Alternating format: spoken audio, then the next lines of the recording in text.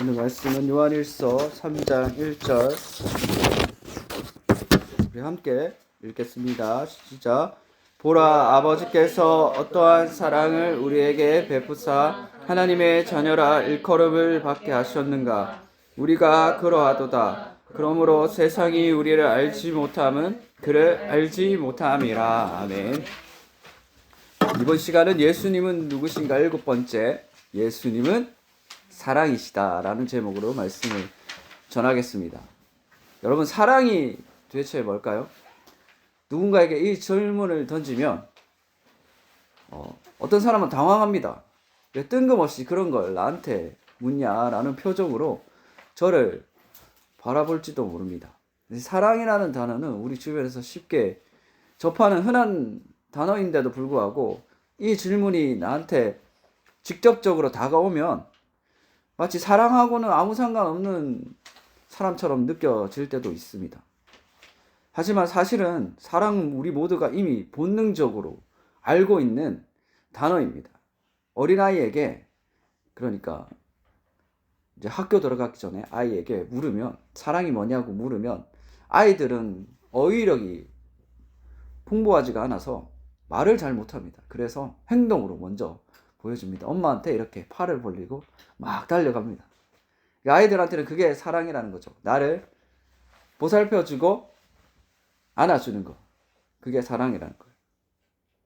청소년기에 접어들면 사랑을 다른 방식으로 이해합니다. 상대를 봤을 때 가슴이 두근거리는 거, 가슴이 뛰는 거. 사랑이 뭐냐고 하면, 그럴 때 가슴이 뛸 때 사랑이라고 느끼는 거죠. 나이 들어 후회하는 것 중에 하나가 그런 가슴 뛰는 사랑 한번 못 해봤다는 겁니다. 그런 분들도 간혹가다 있습니다. 어른들의 사랑은 또 다른 의미로 다가옵니다. 어른들은 사랑을 어떻게 생각하는가 하면 나의 짐을 함께 짊어지고 같이 가주는 거, 그리고 말하지 않아도 마음이 통하는 거, 그리고 나를 편안하게 해주는 거. 편안하게 해주는 게 진짜 사랑인 거예요. 이게 편안하고 아무 일이 없다 하는 거는 누군가가 나를 위해 희생해주고 있다는 증거입니다. 이렇게 사랑을 정의하고 나면 모든 것을 다 아는 것 같지만 역설적이게도 진짜 사랑하고 있을 때는 그 사랑이라는 거를 쉽게 구체적으로 정의를 내리지 못합니다. 근데 어떨 때 이 사랑이라는 게 드러나게 되는가 하면 사랑이 식어져 갈 때 비로소 보이는 게 있어요. 뭐가 보이는가 하면 대가가 보입니다. 대가. 나는 이만큼 했는데, 난 이만큼 애를 썼는데 왜 당신은 나한테 이만큼 못 해줘? 이렇게 상대에게 대가를 바라는 그런 생각이 올라오게 됩니다. 이게 사랑이 식었다는 증거입니다. 보상 심리가 고개를 든다는 거죠. 진정한 사랑 안에서는 그저 사랑하는 것만으로도 충분했습니다. 그게 진짜 사랑의 본질입니다. 진정으로 사랑하면 내가 대가를 지불해서라도 사랑합니다. 그 사람한테 내가 뭘 받기 위해서 사랑하는 게 아니고 그 사람을 사랑하기 위해서 내가 대가를 지불하는 게 진짜 사랑입니다. 시간이 없어서 못 만나는 게 아니고 시간이 없어도 시간을 내서 만납니다.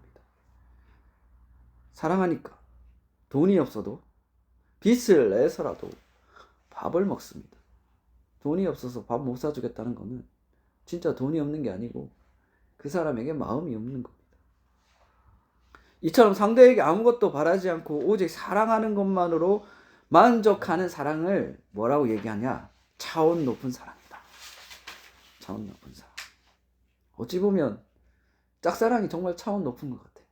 짝사랑은 그 사람한테 뭐 안 바라잖아요. 내가 좋아하기만 좋아하잖아요. 주님께서 우리에게 베푸신 사랑이 바로 그런 사랑이었습니다. 오늘 본문 요한일서 3장 1절을 우리 다시 한번 읽어볼까요? 시작. 보라, 아버지께서 어떠한 사랑을 우리에게 베푸사 하나님의 자녀라 일컬음을 받게 하셨는가. 우리가 그러하도다. 그러므로 세상이 우리를 알지 못함은 그를 알지 못함이라. 아멘. 여기 처음에 시작할 때 요한이 뭐라고 얘기하는가 하면 보라! 라고 얘기해. 봐라. 이 보라라는 외침은 세상이 알지 못하는, 내가 생각지 못하는, 전혀 예상치 못했던 것을 발견하고 목도했을 때 너무 그게 소중하고 특별해서 나 혼자만 볼 수가 없어가지고 다른 사람을 초청하는 말입니다. 봐봐, 봐봐, 이렇게 얘기하는 거죠.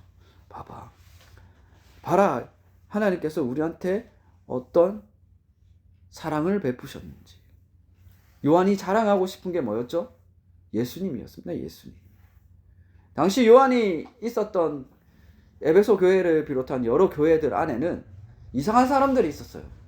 어떤 사람인가 하면 예수님이 사람으로 오셨다는 것을 부정하는 사람. 그러니까 예수님이 사람으로 오신 예수님을 부정하는 사람들. 예수님은 불완전한 존재도 아니고 신이기 때문에 그런 불완전한 인간으로 왔을 리가 없다. 그렇게 외치는 사람들이 있었어요. 그래서 영적인 지식만을 추구했고 육체는 부정하다라고 생각하는 사람들이었어요. 그런 사람들이 교회 안에서 이상한 말로 퍼뜨리고 다니자 요한이 편지를 쓰는 거예요. 여러분, 요한의 별명이 뭔지 아십니까? 우레의 아들. 성질이 급했어요. 과격했어요. 저는 예전에 베드로가 과격하고 요한은 점잖은 줄 알았거든요. 좀 있는 집안의 자제라서. 근데 아니에요. 우레의 아들이라고 성질이 급합니다. 그래서 요한복음이나 요한일서를 보면 가타부타 인사말이 없어요. 바로 본론으로 들어가요. 그래서 요한일서 1장 1절에 보면 뭐라고 얘기하는가면 내가 태초부터 있는 말씀의 생명의 말씀에 관해서 들었고 눈으로 봤고 내가 직접 만져본 사람이다 라고 바로 시작해요. 그 예수님에 대해서 바로 시작한단 말이죠. 그래서 그 예수님이 참된 사람으로 오셔서 이 땅에서 고통당하셨고 죽으심으로 우리를 구원해서 하나님의 자녀 삼았다고 증언하고 있는 겁니다. 요한 1서를 통해서. 그리고 여기서 우리가 오늘 읽었는 본문에서 우리가 깊이 살펴볼 단어가 있습니다. 요한은 예수님의 성육신과 고난을 무엇이라 표현했는가 하면 오늘 본문에 보면 어떠한 사랑 이렇게 표현합니다. 어떠한 사랑. 보라, 아버지께서 어떠한 사랑을 우리에게 베푸사 이렇게 나오죠. 여기서 어떠한이라는 단어는 어느 나라에서 온 것인가, 이 얼마나 이질적이고 특별한가, 놀라운가 라는 의미를 담고 있습니다. 이는 예수님께서 주신 사랑이 이 세상의 것이 아니라 하늘에서 내려왔다. 오직 하나님만이 할 수 있는 특별한 것이다 라고 전하고 있습니다. 감히 말로 표현할 수 없는 그런 감탄사인 거예요. 그러나 그때나 지금이나 그 특별하고 놀라운 사랑은 세상 사람들의 눈에는 좀처럼 들어오지가 않았습니다. 요한이 그때 90이 다 돼가는 나이였거든요. 정말 오래 살았습니다. 그래서 반모섬에서 나와서 에베소 교회에서 사역할 때 얼마나 유명한 사람이에요. 예수님을 직전 제자고 사도고. 근데 설교할 때마다 사랑해야 합니다. 사랑하세요 하니까 젊은 사람들이 또 똑같은 말 한다. 지겹다. 그만 좀 했으면 좋겠다. 듣기 싫어했어. 계속 같은 말만 한다. 어른들 같은 말 하는 거 있죠. 근데 요한이 전하는 게 진짜 진리였어요. 그때나 지금이나 사람들이 왜 이렇게 그 말 진리에 주목하지 않느냐? 우리 죄인이기 때문에 그렇습니다. 죄인은 하나님이 눈에 보이지 않고 눈에 들어오지 않습니다. 하나님이 사랑했다는 것을 믿지 못하게 됩니다. 그래서 성경은 그때 우리의 상태를 뭐라고 얘기하는가 하면 우리가 아직 죄인 되었을 때라고 기록합니다. 로마서에 나오는 말이죠. 이는 하나님께서 우리에게 어떠한 보상이나 조건을 기대하지 않았다는 겁니다. 니들 다 기받고 있었다. 너희들은 죄밖에 모른다. 그때 예수님이 찾아와서 우리에게 생명을 주고 사랑을 주신 것이 복음이다 라고 전하고 있는 겁니다. 당시에 예수님을 생각해 보세요. 예수님의 제자들이 다 도망쳤어요. 그는 예수님을 알지 못했기 때문에 도망쳤습니다. 우리가 죄를 생각할 때 흔히 나쁜 짓 그리고 법을 어긴 것 이렇게 생각할 수 있는데 죄의 본질은 그겁니다. 하나님을 떠난 게. 하나님과 갈라지게 한 거. 그게 죄의 본질입니다. 하나님이 보이지 않고 하나님이 모르게 되는 것. 그게 죄입니다. 그래서 죄인의 눈에는 뭐만 보이는가 하면 내가 하고 싶은 거, 내 욕심, 이런 것만 보입니다. 오래전에 그런 일이 있었어요. 시카고의 작은 한 교회에서 3살짜리 어린아이가 먹지 못해서 죽게 되었습니다. 죽었어요. 이 어린아이가 죽었어요. 그래서 그 어린아이를 위한 장례식이 있었거든요. 그 장례식에 초라하고 더러운 옷을 입은 알코올 중독자 한 명이 들어왔습니다. 그 알코올 중독자 한 명이 그 관 앞에 가서 어린아이가 신고 있던 신발을 벗겨서 도망쳤어요. 그리고 그 신발을 팔아서 술을 사 먹었습니다. 근데 알고 보니 그 사람이 누군가 하면 그 아이의 아버지였어요. 그 아버지가 자기 딸이 죽었는데도 불구하고 그 딸의 신고 있는 신발마저 팔아버린 거죠. 완전히 끝난 인생 아닙니까? 누가 봐도 완전히 밑바닥인 인생입니다. 그 사람이 근데 20년 후에 다시 돌아왔습니다. 다시 돌아와서 수천 명이 보는 눈앞에서 회개의 눈물을 흘리며 말을 했습니다. 뭐라고 했는가 하면 그때 그 딸의 신발을 훔친 게 바로 나였습니다. 나는 그 아이의 아버지입니다. 라고 고백을 했어요. 수천 명이 보는 앞에서. 그럼에도 불구하고 내가 이 자리에 돌아와서 다시 이야기를 하는 것은 나를 위해 죽으신 예수님의 사랑 때문입니다. 라고 회개의 선언을 했어요. 사람들 앞에서. 그 사람이 누군가 하면 시카고 대부흥을 일으켰던 멜트라더 목사님입니다. 멜트라더 목사님. 자신의 딸의 신발까지 팔아치운 사람에게 대체 무엇을 기대할 수가 있을까요? 그는 당연히 벌을 받아 마땅한 죄인이었습니다. 그런데 그가 완전히 변화된 이유는 하나. 예수님이 무조건적인 사랑을 했기 때문입니다. 그럼에도 불구하고 예수님이 찾아오셔서 그 사람에게 사랑을 전했다는 거예요. 예수님께서 십자가에 못 박히셨다를 생각해 보십시오. 수많은 이들이 그분을 등지고 버렸습니다. 3년 동안 함께 했던 제자들마저 버렸습니다. 베드로는 3번이나 부인했습니다. 그런데 부활하신 예수님이 어떻게 했죠? 다시 찾아와서 복음을 전하셨습니다. 복음이 바로 그렇습니다. 다시 찾아오는 사랑이 복음이다. 주님께서 친히 팔을 뻗어서 붙잡은 것, 그게 진짜 복음입니다. 우리가 주님을 향해 팔을 뻗은 게 아니고 주님이 먼저 팔을 뻗어 오셨다는 겁니다. 그 손에 붙들 때 우리는 비로소 보게 됩니다. 하나님이 이처럼 우리를 사랑했구나. 그때 우리에게는 한 가지 질문이 떠오르게 됩니다.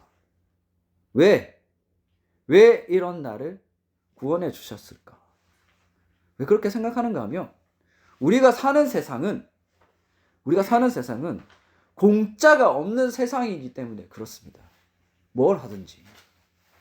저 사람이 나를 위해서 뭘 할 때는 저 사람이 나한테 원하는 게 있기 때문에 하는 거예요. 뭘 받아내려고. 근데 가장 밑바닥에 있던 나를 찾아오신 주님은, 그때 주님을 만난 사람은 나한테 아무것도 없다는 거를, 하나님께 해드릴 게 없다는 것을 알게 됩니다. 그래서 질문하는 거예요. 왜 이런 나한테 찾아왔을까? 상식대로라면 그게 일어나서는 안 되죠. 죄인은 어떻게 돼야 되는가 하면 처형당해야 합니다. 처형당해. 그게 마땅한 일입니다. 그래서 복음은 세상 상식적으로는 말이 안 되는 겁니다. 그 말이 안 되는 사실이 우리 눈앞에 와서 믿어지는 게 바로 주님의 은혜입니다. 주님의 은혜. 그리고 성령이 우리 안에 오시면 또 보이는 게 있습니다. 그게 뭔가 하면 우리를 붙잡고 있는 예수님의 손이 상처투성이라는 사실입니다. 주님은 그 상처 입은 손으로 우리를 굳건히 붙드시고 말씀하십니다. 너는 이제 하나님의 자녀다. 머리로만 알던 지식이 마음으로 내려와서 그 예수님의 상처가 우리 마음에 깊이 박히게 됩니다. 그게 바로 뭐냐? 어떤 식으로 박히는가 하면 사랑하셨구나. 그렇게 상처나도록 나를 사랑하셨구나.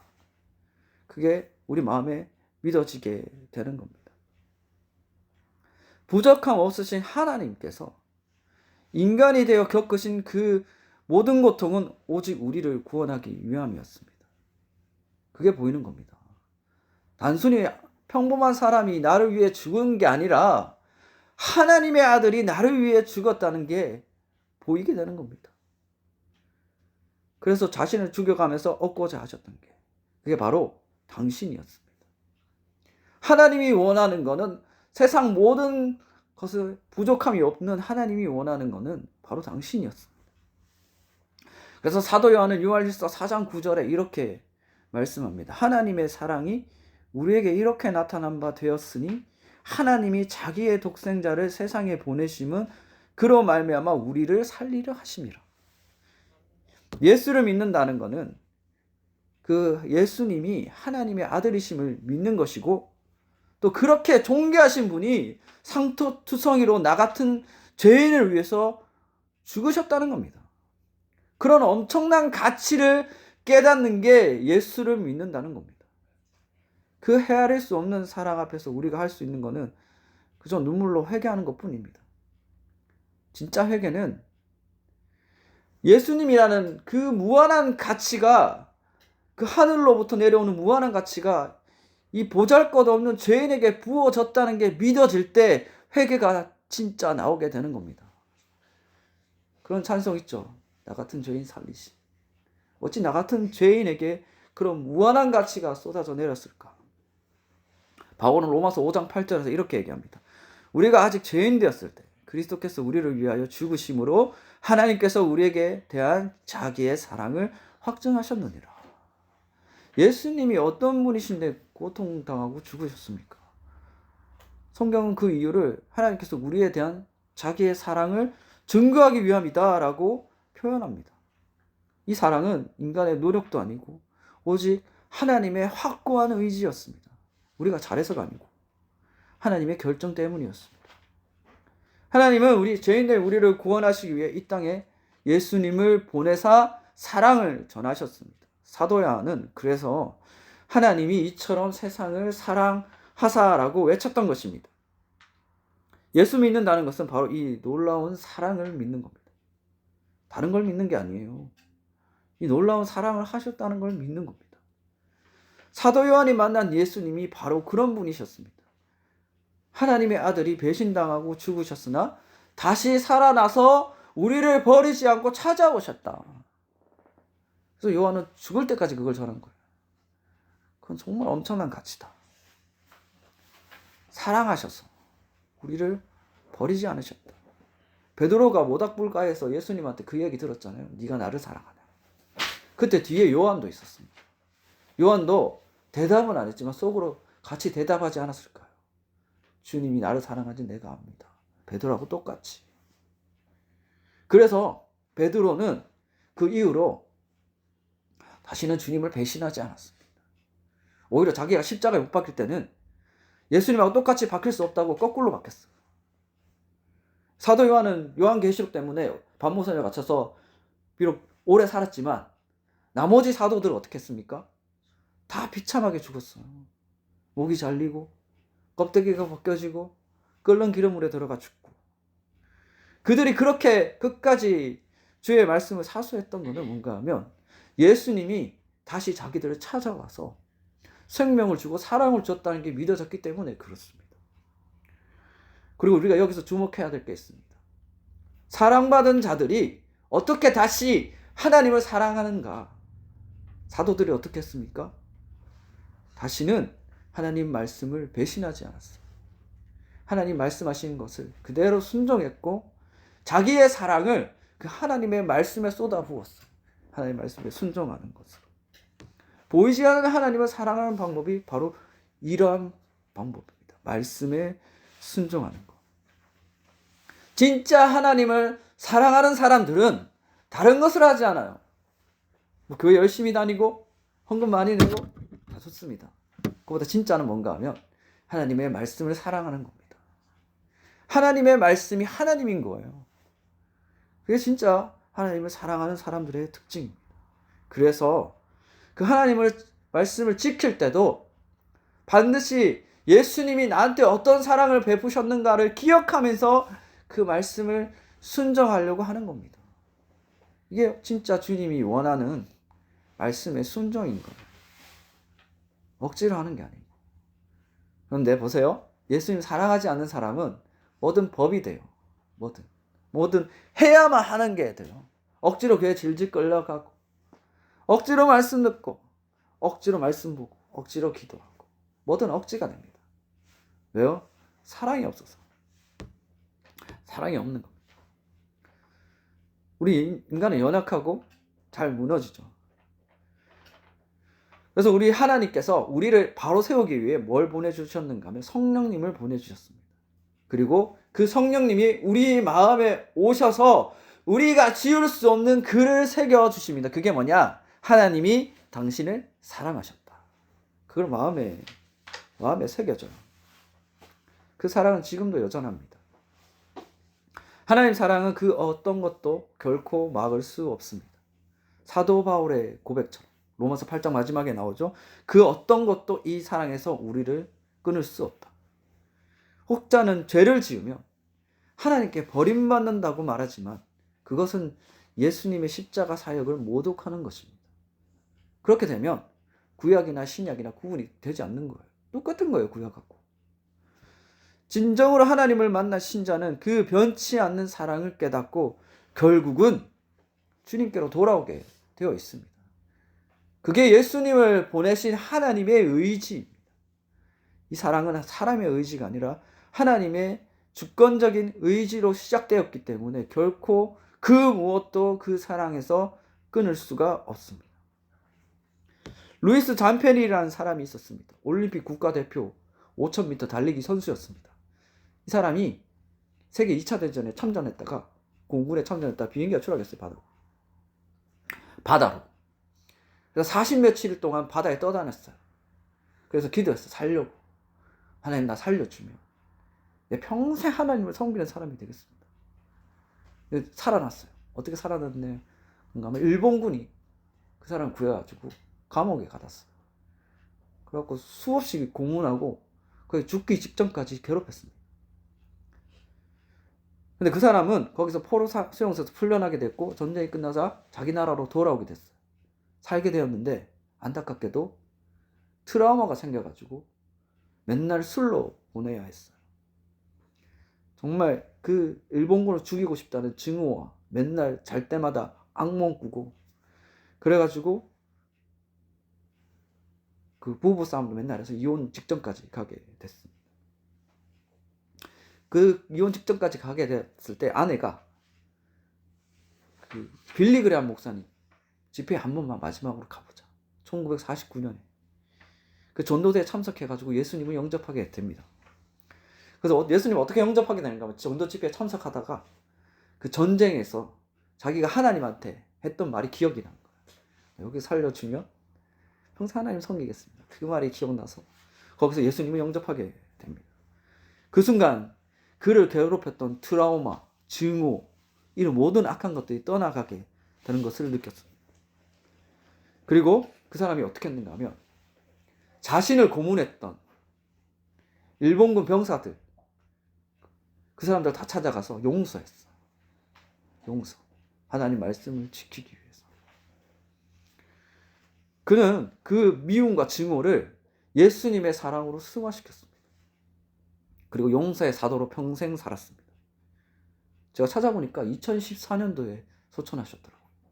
97세까지 사셨어요. 2014년도. 그리고 그가 이렇게 고난과 트라우마 모든 그 고난을 극복할 수 있었던 것은 예수님의 사랑이 찾아와 자기가 용서받았다는 그 믿음 때문이었습니다. 예수님의 사랑. 올림픽의 영웅이. 사랑하는 성도 여러분, 그래서 잠페리니가 그 모든 지옥과 같은 고난과 증오를 극복하고 용서의 삶을 살 수 있었던 것처럼 여러분도 그렇게 살 줄 믿습니다. 매일같이 남과 비교하면서 지쳐가는 삶 속에서 또한 끝없는 관계와 갈등 속에서 홀로 외로워하는 순간에 이해받지 못하고 상처 입은 마음으로 잠 못 이루는 밤이 올지라도 예수님의 그 변치 않는 사랑이 여러분을 붙들고 있음을 믿으시기 바랍니다. 그 사랑은 우리의 상한 마음을 싸매고 쉽게 용서하지 못하는 우리의 강팍한 마음을 부드럽게 하고 세상 어떤 비난과 정죄 앞에서도 너는 내 자녀다라고 선포하는 유일한 희망입니다. 우리에게 이 사랑이 왔음을 깨닫고 그 사랑에서 스스로 용납하고 또 다른 이들에게 사랑하고 용서할 용기를 얻는 것, 그것이 바로 지금을 살아가는 우리가 살아가야 할 신앙생활인 것입니다. 예수님의 사랑을 받은 자의 삶, 이런 귀한 사랑 안에서 날마다 새 힘을 얻고 진정한 자유와 평안을 누리며 복된 인생을 살아가시기를 주님의 이름으로 축원드립니다. 우리 기도하겠습니다.